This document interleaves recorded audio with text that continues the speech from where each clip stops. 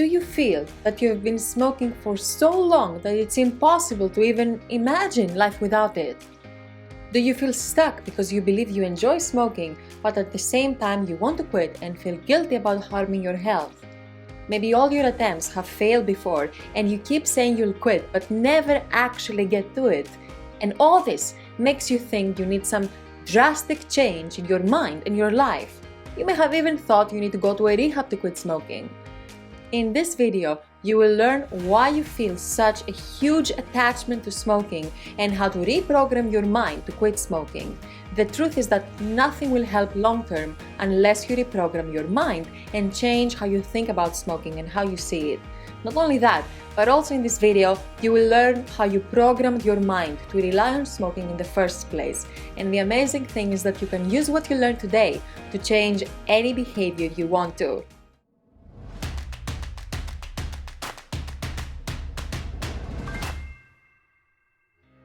Nasya Davos here.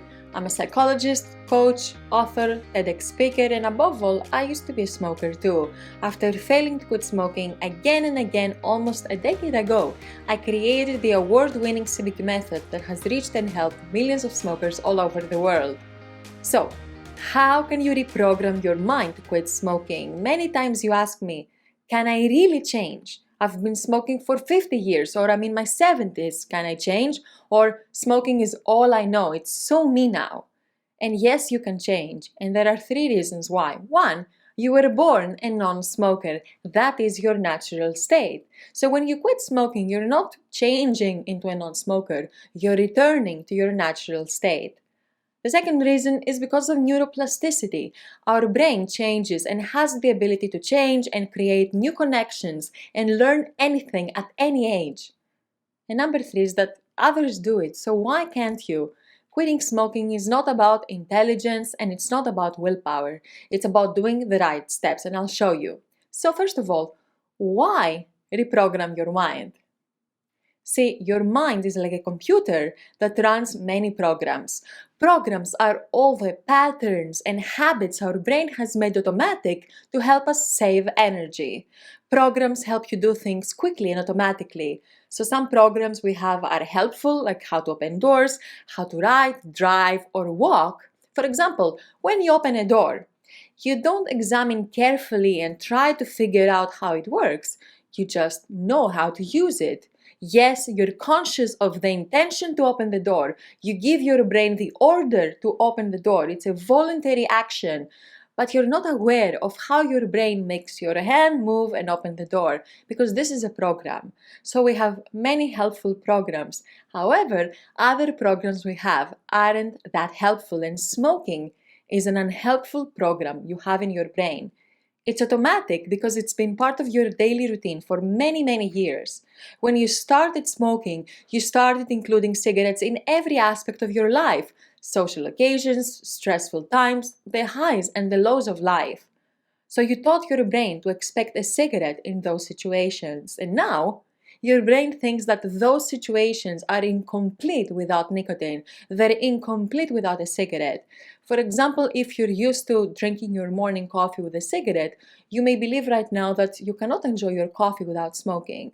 Or if you're used to lighting up when you want to focus and concentrate, you may believe that you're unable to concentrate without smoking. But of course, that's not true. That's just the unhelpful program you taught your brain a long time ago. And that program is the mental addiction to nicotine. The mental addiction is your desire for cigarettes. It's how smoking makes you feel, how much you believe you need it, and how ingrained it is in your life.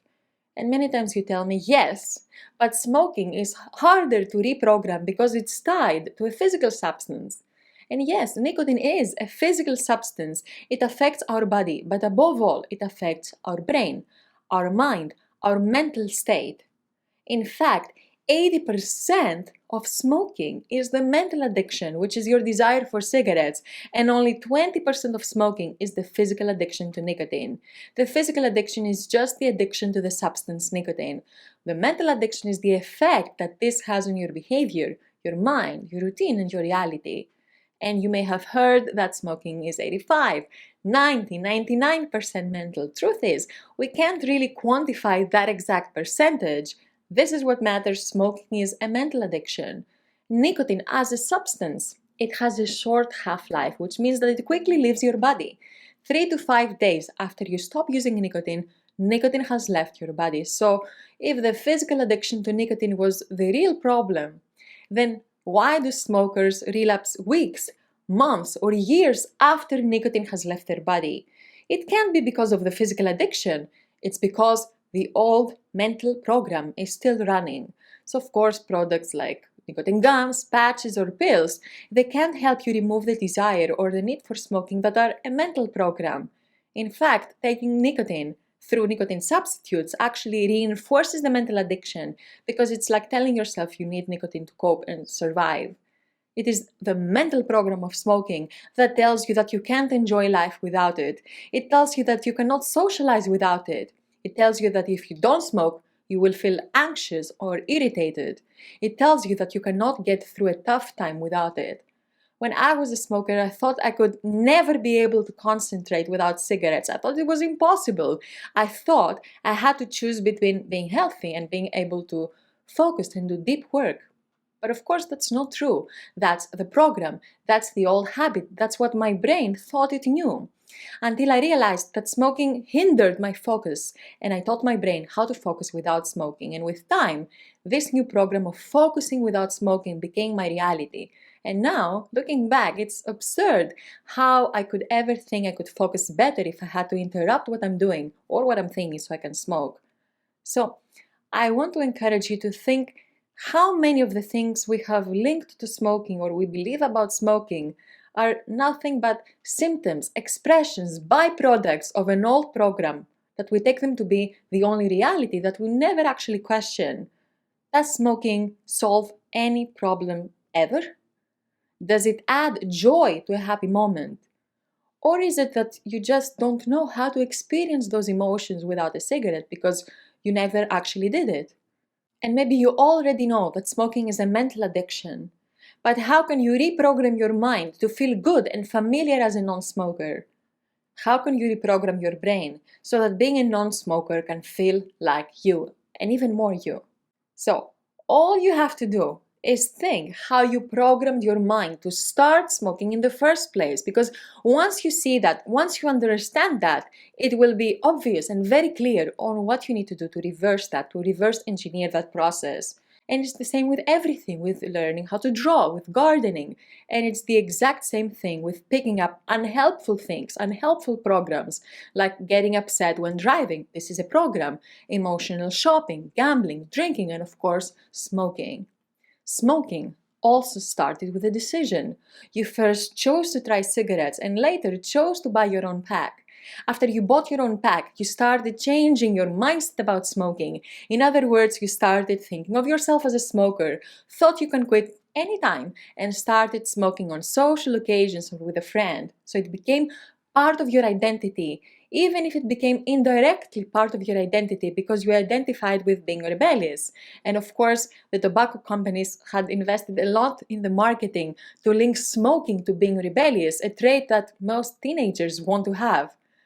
Then when you changed your mindset, you then changed your smoking pattern and went from smoking on social occasions to smoking habitually on a daily basis.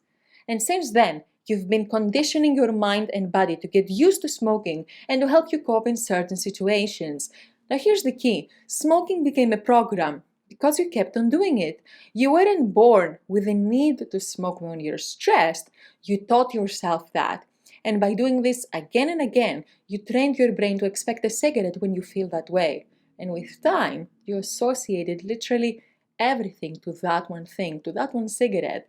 And every time you smoke, you're strengthening that program. And with time of doing something, you become that person. You become that person who relies on smoking. You become that person who sees nicotine as the solution to all problems, to stress, to headaches, to personal time, to tiredness. While in reality, nicotine is the problem, not the solution. And that's another principle from the CBQ method. So, you chose to smoke, you changed your mindset, you changed your pattern, and you've been conditioning this program up to this day. So to stop smoking and become a non-smoker and find it easy and natural, you have to follow the same steps. You have to go through the same stages you went through when you programmed yourself to become a smoker. By the way, if you're new to this channel, the 4 stages we just went through are the 4 stages of the CBQ method. Going through these 4 stages helps you change how you think about and experience smoking because they are the same stages you went through when you became a smoker. So, how to reprogram your brain. Just follow 4 stages because, like we said, they're the same stages you went through when you became a smoker. So the first stage is to choose to quit. It has to start with a decision. You have to make a decision to quit smoking. It's not going to happen by accident. Our decisions run our lives. Our big decisions, even our small decisions, our daily small decisions add up and change our lives in the long term. And many people mistake their desire to quit smoking with a decision. The desire to quit smoking shows your preference to quit smoking, but it's not a commitment. When you make a decision, you make a promise to yourself that this is happening no matter what. Because you can't internalize the program of being a non-smoker without consciously deciding to engage with that reality. So how to make a decision? First of all, you have to commit. Commitment is very important because it's the difference between saying, I will quit smoking if this happens or when this happens, and saying, I'm doing it no matter what. If you have the attitude and the mindset that you're doing it no matter what, then you know you're committed. Also, you need to know why you want to quit smoking. You need to have your logical reasons and your emotional reasons. The emotional reasons are reasons that are personally meaningful to you, and they don't have to make sense to others. They just have to move you. And of course, you need to know why you smoke. You need to understand the smoking addiction because you cannot really change something you don't understand. Then the second stage is you change your mindset.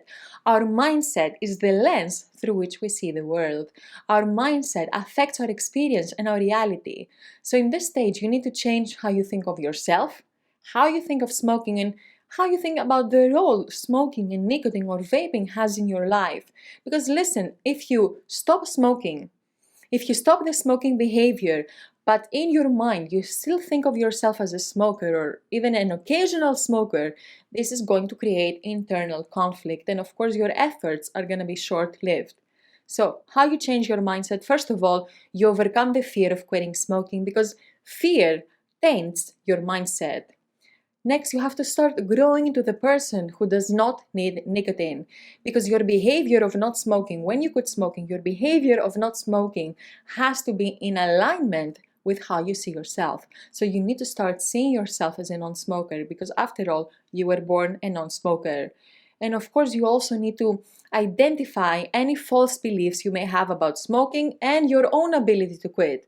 Those beliefs usually are byproducts of the smoking program. Some examples is like, I can't quit smoking, or I can't concentrate without smoking, or I can't relax without smoking. All these are sort of limiting beliefs you have about yourself or smoking. Then, when you change your mindset, you need to change your smoking pattern. You need to understand the smoking program and start breaking it into pieces. You need to become aware of your triggers, like the events, thoughts, and feelings that cause you to smoke. Then you need to become aware of how you experience and think about smoking. And after you become aware, you can weaken your triggers and change your thinking. And after all that, you break your pattern, you break this program. And the last stage, the last step is to condition your smoke-free life. You have to condition this new program you created because many times people quit smoking and think, oh, I'm done. And they don't pay attention to this stage. Quitting smoking is not an event, it's a process that starts before your quit date and goes on after your quit date. At the beginning, it will feel uncomfortable and unfamiliar, but if you keep being a non-smoker, that will become your new default program. But you have to be a non-smoker with the right mindset because if you quit smoking using willpower or feeling deprived and you have a negative mindset that you're suffering, then of course this means you skipped one of the stages I mentioned. And of course, when you are a non-smoker with a negative mindset, this creates negative associations with being a non-smoker, and we don't want that. So when you have an empowering mindset, you think that, oh, I get to be free from addiction.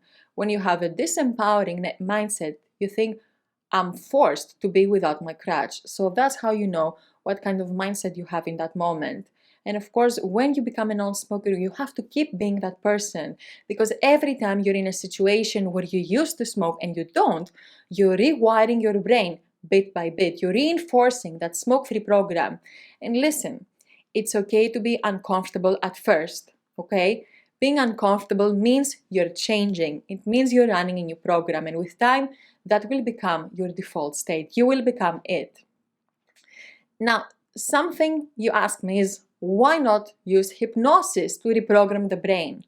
Listen, when you are subjected to hypnosis, you have no idea how change is happening because you're not doing it directly. And I think hypnosis is great. And I'm a certified hypnotherapy practitioner, but hypnosis is insufficient when it comes to quitting smoking.